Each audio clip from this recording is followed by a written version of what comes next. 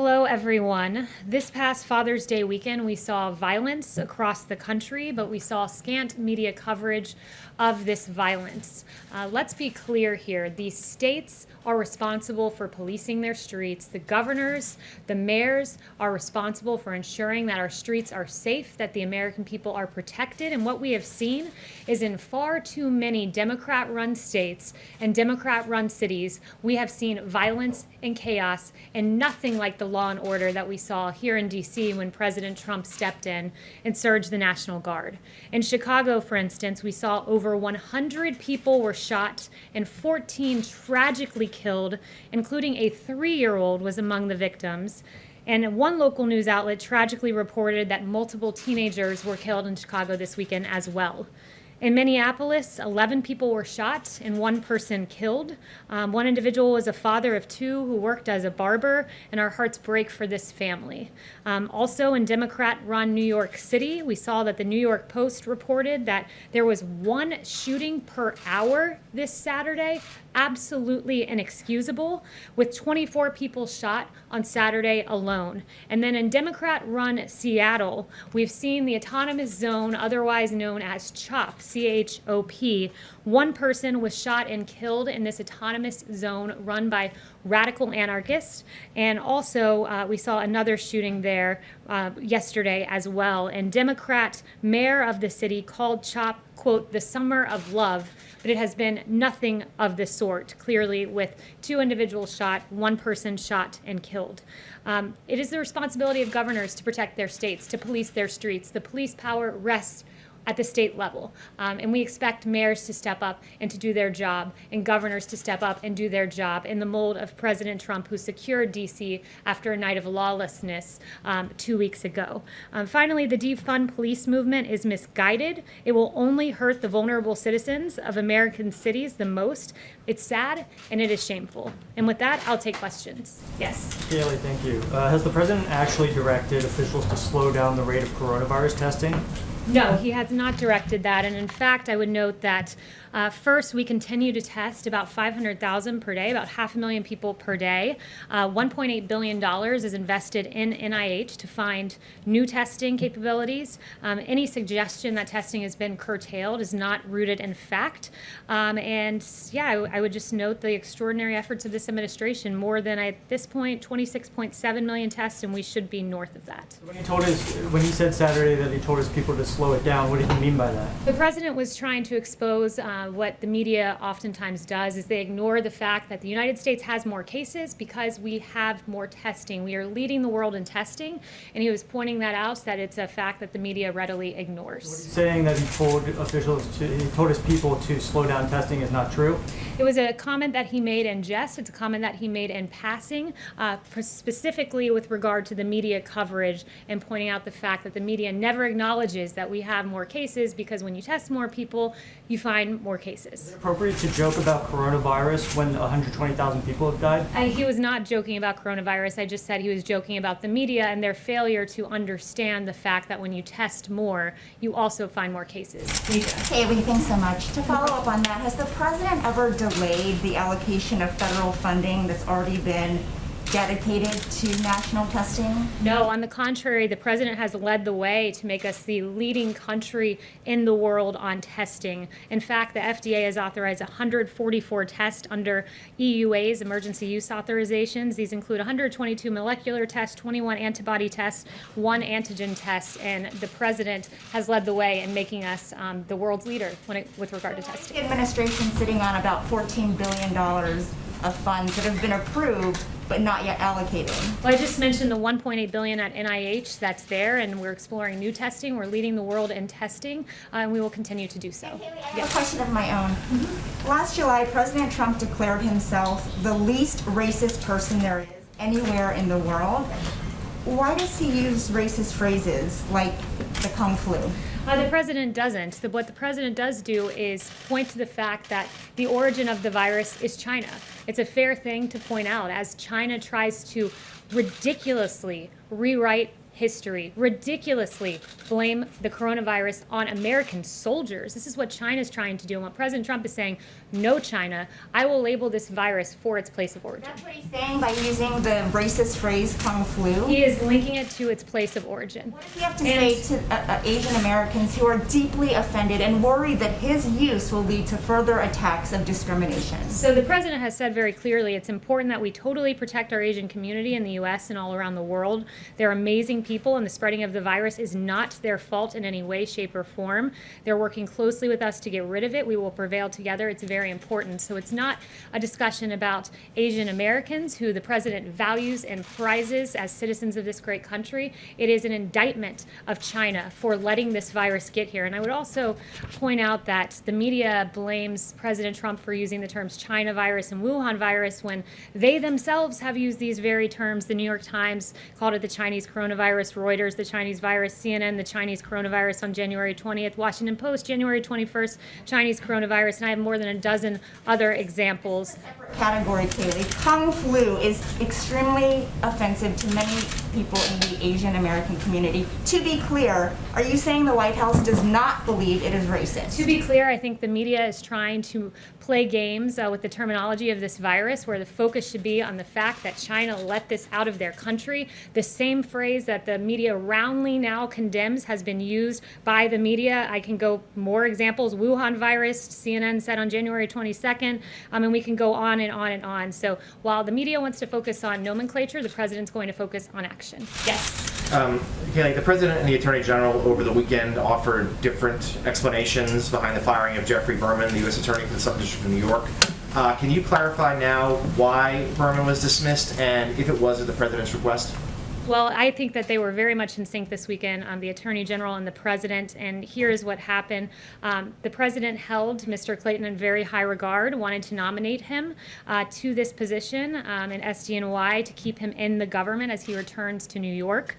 Barr was working on a smooth transition, and when Berman chose to respond in the way that he did, he came to the President, and the President agreed and fired this individual, Mr. Berman, as Mr. Clayton now will, in time, get to that position. Why was Mr. Berman being dismissed in the first place? Because Mr. Clayton wanted to go back to New York City. We wanted to keep him in government, and therefore he was given the position at SDNY.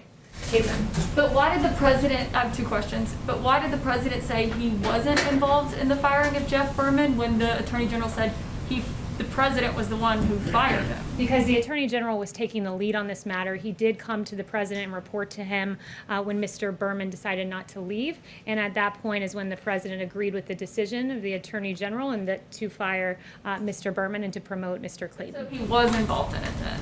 He was involved in a sign-off capacity. He was not, AG Barr was leading the way, but in a sign-off capacity, yes, the President was. So my second question on testing is, you said the President made that comment in jest about having people slow down the testing. The Vice President just said that it was made in passing. When Pierre Navarro said it was tongue-in-cheek.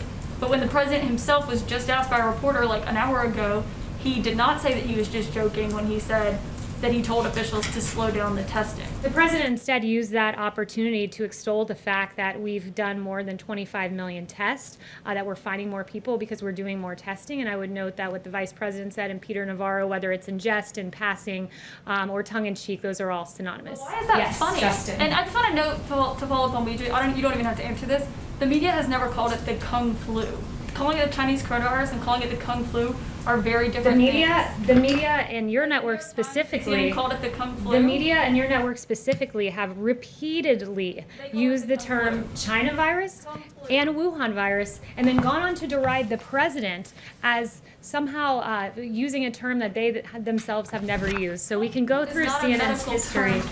I'd be more than happy to go through CNN's history. On February 9th, you guys talked about the Wuhan coronavirus. On January 23rd, you guys talked about the Wuhan coronavirus. On January 22nd, the Wuhan virus. I can write it all out for you and detail it for you in an email. Kaylee, Yes, you've got Justin. to admit that. It is not the same thing as calling it the Kung Justin. Flu. I first want to just follow on what you're just talking about with Berman. So obviously the president made the decision to nominate Clayton for the job, and that led to the sort of kerfuffle that we saw over the weekend. But there's this decision to remove Berman from the post before Clayton was nominated, or before Clayton was either nominated or, more importantly, confirmed. And so I think the question is, why did you take the acting U.S. attorney out of his job before there was a Senate confirmed replacement? Because there's an intent to put Clayton there, and so there will be an interim individual, an acting attorney, as we work to get Mr. Clayton in that position. Yeah, but I guess the question is, why didn't he continue in his position until Clayton was confirmed? Because we are hopeful that Clayton will be confirmed. We're not leaving him there. We're putting an interim person in place. No investigation will be affected by this, as was made clear by Attorney General Barr. All right, then, Yes, sorry, Steve. I wanted to ask about the president over the weekend said that he didn't impose sanctions on China over the Uyghur internment camps because he was worried about his ability to negotiate the trade deal. But since the trade deal was signed in January, China, as you mentioned earlier, not only has acted in ways that you frustrated with on coronavirus, but the president has denounced their behavior in Hong Kong, and they've failed to live up to many of the tenets of the trade deal itself. At the same time, the president signed an executive order on international religious liberty. So I'm wondering when, if ever, is the president actually going to sanction Chinese officials under either the original legislation or the legislation he signed last week? So I'll get an update for you on that, but what I will say so far is, and you noted this in your question, that he signed legislation to hold China accountable for the treatment, for their treatment of the Uyghurs and other minorities in China. But he also previously has imposed visa restrictions on Chinese officials for roles in China's treatment of Uyghurs and other minorities. He's blacklisted companies that were complicit in China's treatment. He has taken strong action, but I will get back to you on that. Yes, Steve. Is the president happy with the size of the crowd in Tulsa? The president was very pleased with the rally. I was with him, and I just have to say, these media reports that he was somehow furious on the plane, there is no grounding in fact to that. I was with him on Marine One on the way there, on Marine One after.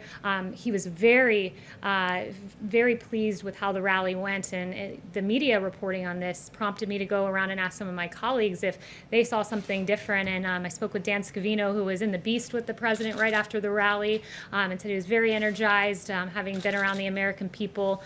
So he's quite pleased with how the rally went. And even a political pundit wrote to him that it was one of the all-time great speeches they'd ever heard.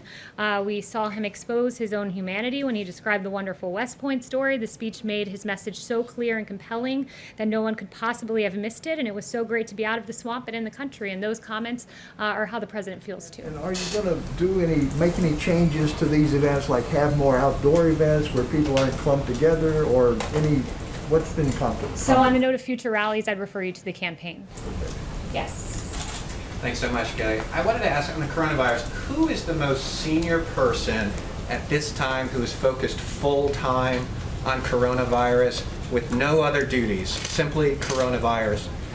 Who would that person be, and what type of authority does this person have to spend U.S. resources? So in the Trump administration, we're quite good at doing two things at once. We're expected to do many things at one time. The vice president is continuing to lead the task force. They meet regularly. Dr. Fauci is there. Dr. Birx is there. Dr. Redfield is there. They're regularly talking to governors. They had a governor's call today. The president is regularly briefed about the state of coronavirus and is regularly involved in decision making as we move forward. Is there a specific person who is focused on this full-time with no other duties? A lot of people are focused on this full-time. The most senior person, who would that be? Dr. Redfield, Dr. Birx, Dr. Fauci, all of our experts are involved. The vice president leads the task force each and every day, but we do many things at once in this administration, and we've done quite a good job with coronavirus. And it's we're pleased to see that it's a tragedy anytime a life is lost to coronavirus, but we are pleased to see that yesterday, for the first time, there were under 300 fatalities. So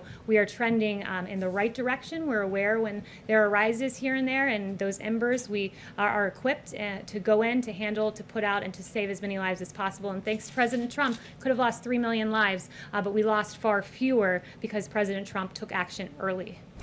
Yes. Kelly, two on Venezuela, but first I just wanted to follow up very quickly on Leisha's question and Caitlin's follow-up.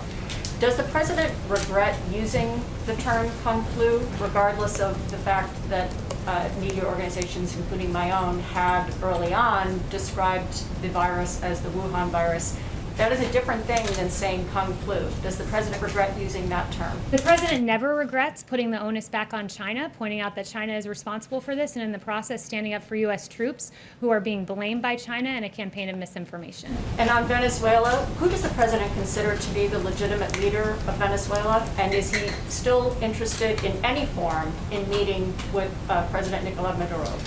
Yeah, I'm very glad you asked this question. The president tweeted today that unlike the radical left, I will always stand against socialism and with the people of Venezuela. My administration has always stood on the side of freedom and liberty and against the oppressive Maduro regime. Nothing has changed.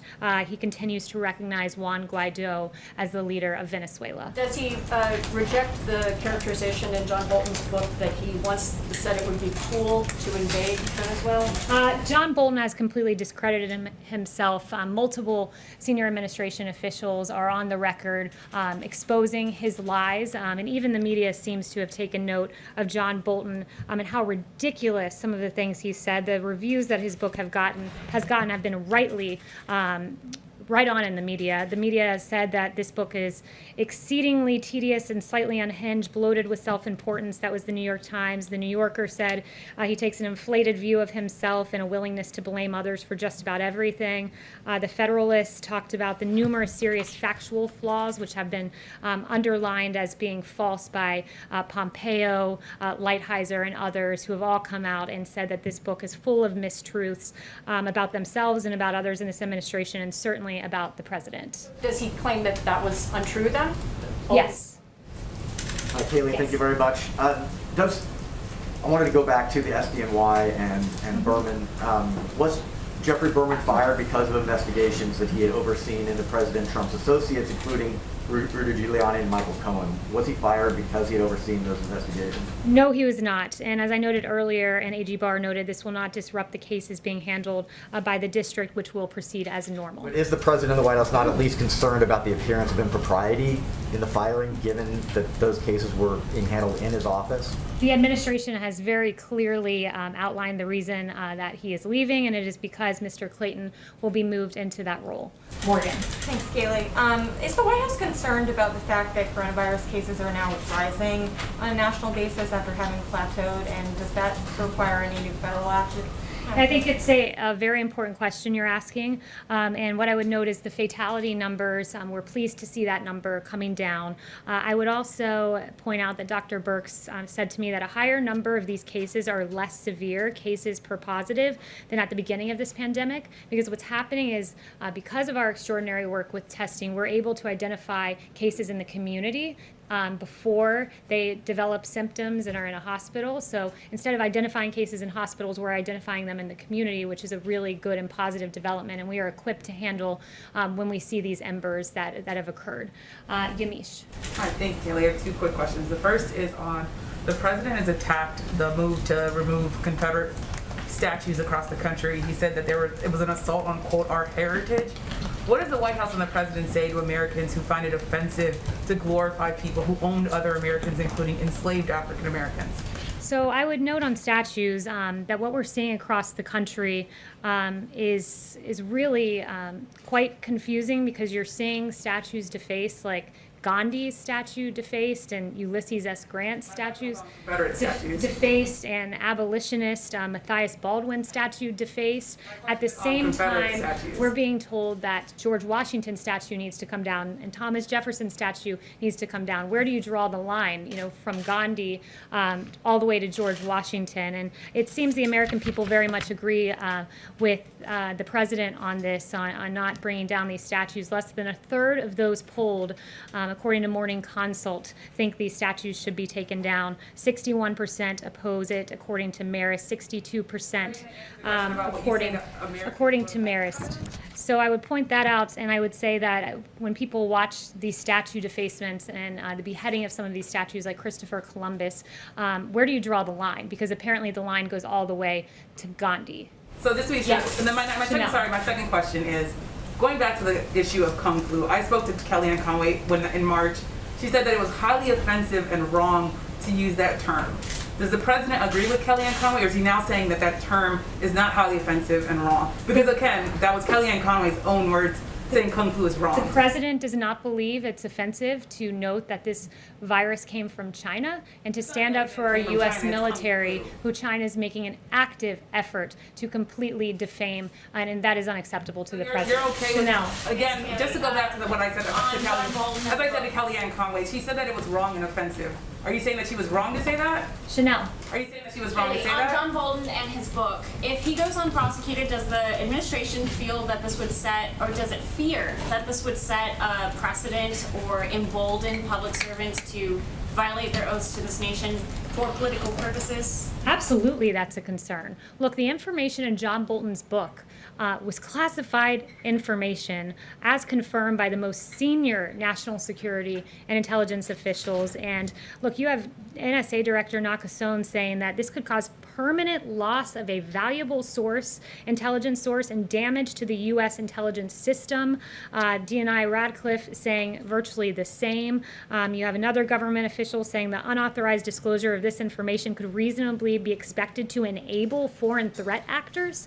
This is the seriousness with which we look at this book, and the NSC looks at this book as they scan it for classified information. There's real damage that can be done. And for what? For self-promotion and publicity of a failed NSA director. On Venezuela also, Yeah. could I ask about Maduro and Guaido? Why has President Trump seemed to have lost confidence in Juan Guaido? He has not lost confidence at all. And that tweet that I read to you very clearly says that the president put out this morning. We stand with the Venezuelan people in their fight for freedom. And I would also note how tough this president has been on Maduro by recognizing Juan Guaido. And when you compare that to the Obama-Biden administration, you had the former Vice President Joe Biden, who actually met with the Venezuelan dictator Nicolas Maduro and complimented his hair, according to Yahoo News. If I had your hair, I'd be president of the United States, the former vice president said. And also the Obama State Department helped stabilize the Maduro regime by blocking sanctions, according to a 2017 Miami Herald report. So when you compare the actions of this president, we've stood against socialism and on the side of freedom. And finally, one thing that I just want to point out that was handed to me, wow, a whopping 7.7 million total viewers tuned into Fox News to watch the rally on Saturday night. Big numbers. Thanks so much, guys. 在这个必须保持社交距离的时候，我们可以一起做一件事，完成2020年人口普查。你的回复对于医疗保健、公共设施和教育在未来10年的规划非常重要。现在上2020 census.gov， 花几分钟时间便可以带来改变。为了你的社区和开展美国的未来，即刻上2020 census.gov/languages 回复人口普查。